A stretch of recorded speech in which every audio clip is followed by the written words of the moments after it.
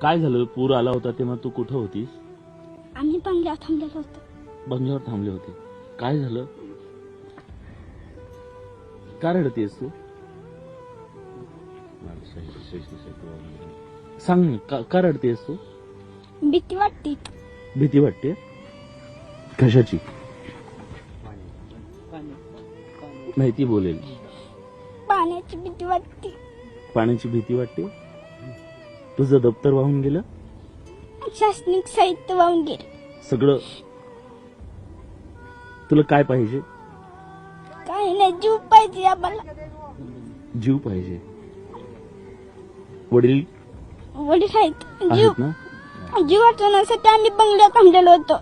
तेव्हा सगळं पाण्यात घरात गेलो होतो. हा. आम्हाला समजत नव्हतं काय करावं हे.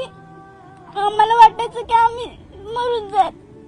नाही बाळा, तसं नाही. आले ना सगळे? सगळे आहेत ना आता सगळे?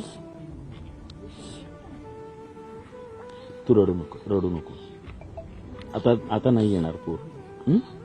आता नाही येणार. ही जी पिढी आहे ना, या पिढीवरती खूप मोठा घाव घातला या पुरानं. पूर येईल, माणसं उभी राहतील, हे राहतील, पण या पिढीच्या पूर्णपणे आयुष्यावर एक खोलवरची जखम करून गेलाय हा पूर. या चिमुकल्यांना भीती वाटते आता नदीची. कधीतरी नदीत खेळणारी ही मुलं, नदीत बागडणारी मुलं, पण नदीचं एवढं रौद्ररूप यांनी पाहिलं की आज त्या नदीची यांना भीती वाटते, जीवाची भीती वाटते.